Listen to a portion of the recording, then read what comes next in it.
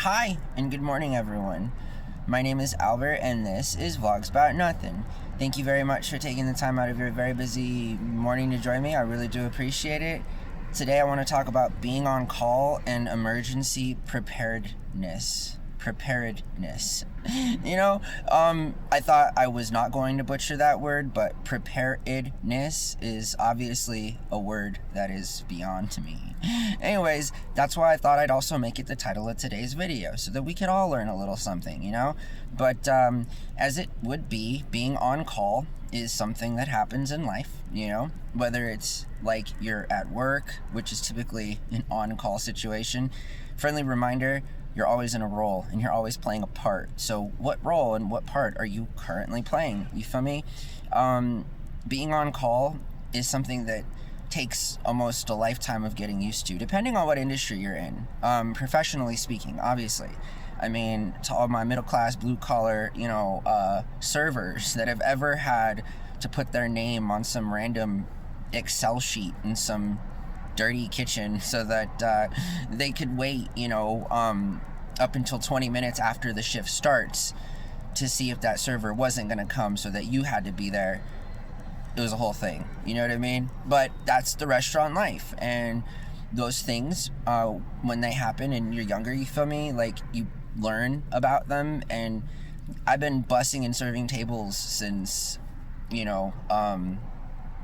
don't know, since I was like little, you feel me? Like real tiny man stuff.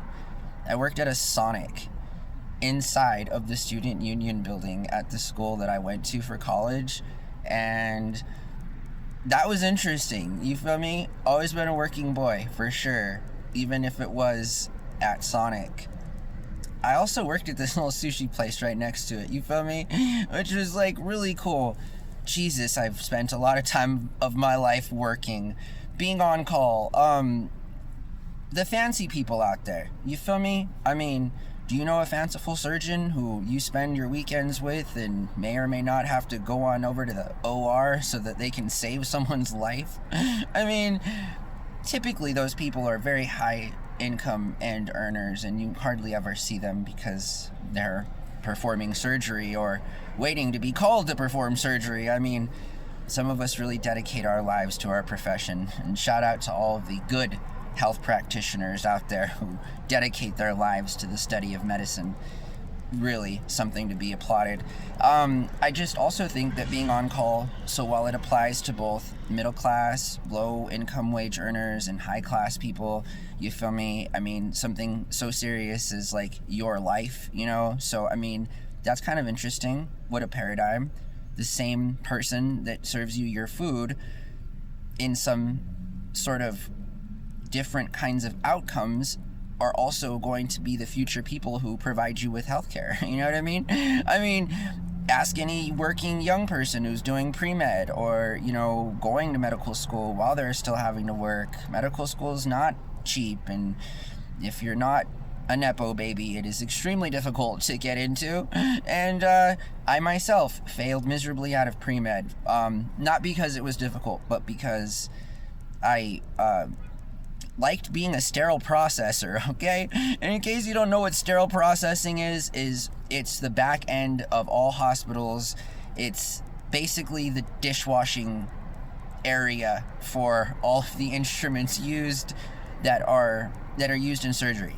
So, like, once they're done cutting you up, you feel me, they gotta send that trach tray somewhere. Trach tray, tracheotomy tray. It's very general, just verbiage in the industry. It's like that trach tray needs to be cleaned, you feel me? And, like, it's a whole process. Like, you'd be surprised at how intricate of a process it is to clean medical instruments, to sterilize them after they've been used. Not many people think of that, you feel me? I mean, just like the same plate that you're eating off of has been eaten off of by 1,000 other random faces, the same scalpel that's cutting your face up to perform surgery has also been used, more than likely, on 1,000 other randos. So, very practical, very applicable, and that's what being on call is all about. I happen to be on call in a different industry, and obviously even in character, I can't hide the costume, you feel me? But that's why, in fact, the costume is on today, because I am on call and I have been called upon. You know what I mean? Anyways, now let's talk about emergency preparedness, just because we'll tie the two subjects in and I think it'll be fun. But I'm a little bit more background. I'm a huge safety advocate. I call myself the water safety guy, you feel me? Last year, I managed a pool for the summer, and I'm not returning because I'm wearing this costume this summer, you know what I mean? But I am a lifeguard. I'm a certified lifeguard. I'm a certified all kinds of different stuff within certified pool operator. You feel me? Your boy be getting it. I don't know why I'm so unemployed and no, you're just seriously. So emergency preparedness. Last summer I was running drills with my guard team, and I had a head guard and a lead lifeguard, and always on the phone communicating with them as to like what to do and not to do, seriously, and always trying to practice safety in any kind of way that we can. I'm happy to report that there were 0 incidents last summer over on at the very fancy place that I worked. So shout out to your boy, you feel me? I think going into situations where you're used to high stress and very high pressure situations, emergency preparedness comes like breathing, you know what I mean? Sometimes I'm more comfortable in emergency situations than I am waiting for a girl to call me to tell me what time she wants me to pick her up. You feel me? Like literally. That's the way that it is. And so emergency preparedness ties in, I think, or I would like to propose, with being on call, just because the two share some of the same breath. You know what I mean? Like emergency preparedness, while it's applicable to me in the examples that I've given, like being a lifeguard or being a pool manager or whatever, I think that being ready for emergencies in general is exactly like being on call. Being on call is an emergency situation. Something has happened and you must show up. You know what I mean? So yeah, it's kind of good to be ready for things like that to happen. And I'm almost 80 years old, No, I'm just kidding. I'm not 80. Jesus. No, but I've learned a little bit, and I just think that me having some of those same habits, like I carry, a breathing mask. You feel me? Like with me, just in case anybody passes out or something. I mean, it needs first aid or CPR. I was certified in CPR, and I was doing the pre-med thing, and I was going to school at UNM, and I was leaving. I had an internship in the operating room. And then I transferred myself over to sterile processing. But I was in the OR for a long time, and I was an assistant, and I was like the guy that passed the instruments to the doctor, to the surgeon, and that's how I learned the names of the instruments and then where they went. And I asked the doctor, like, who washes these, Anyways, I'm walking out of the OR, and I had class all day. It was a long day, and I was in my scrubs, you feel me? And this is like, I was an internship, And sort of like my real life episode of Grey's Anatomy. And I'm walking out, and this person just straight up like passes out, you feel me? Like, it was scary, Like, I'm walking out of work, free work, young people in the free work, so that's what I'm doing, and I'm leaving, literally just had stepped out from an operation where there was a substantial amount of damage to an individual, and so all that's still on your mind, and everything, and like you walk out and then you see this person like pass out, like just straight clonk, you feel me? They just, and like, so, what are you going to do? I happened to be there. It happened to be a situation in which I was able to help, like with CPR or whatever. And like, yeah, Sharma, we were also young. And my buddy and my friend, who is a girl, she's married. And her husband, she wasn't married then, but her would-be now husband, we were in the car. We were, out for a long night. He passed out in the car. You know what I mean? Like in the car. Just no more breathing for Chris.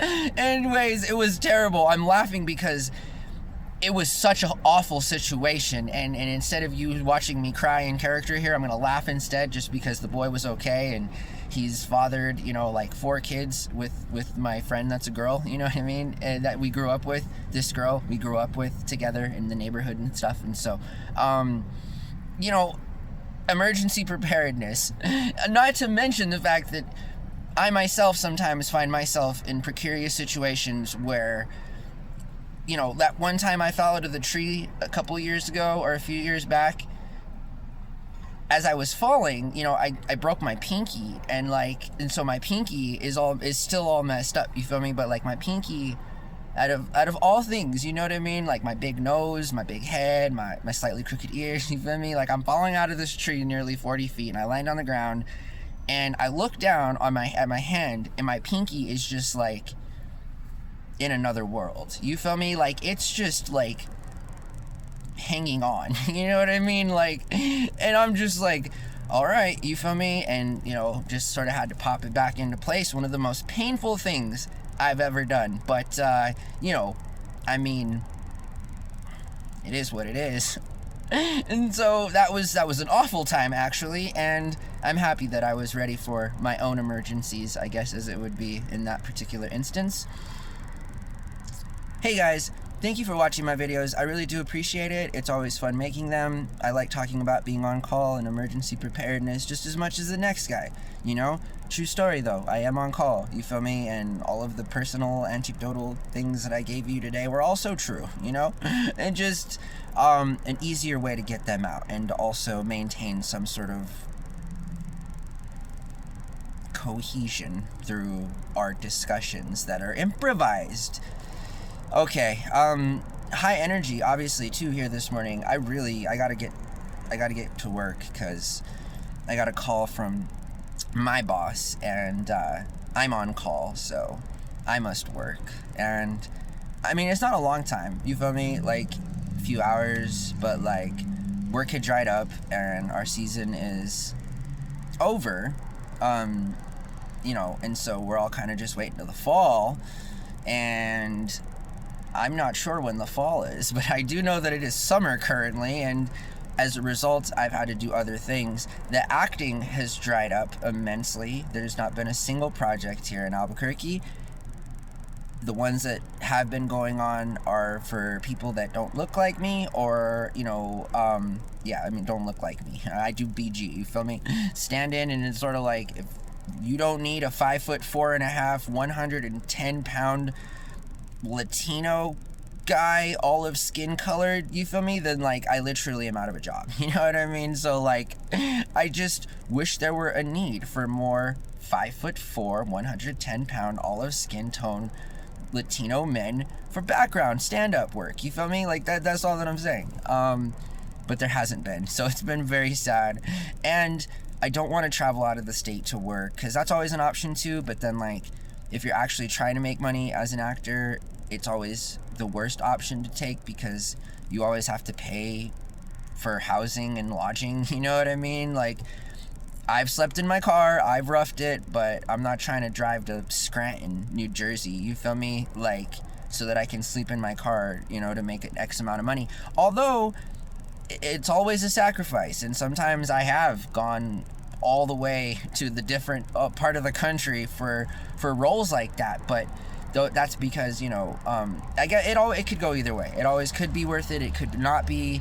Even if it isn't worth it financially, sometimes it's still worth it to go, so that you can put it on your resume, and the casting directors and stuff, they see all that, so you're more likely to get picked in some cases and stuff. So I mean, it's different, but I gotta go, and I've been procrastinating. I played with my cats for like an hour, you feel me?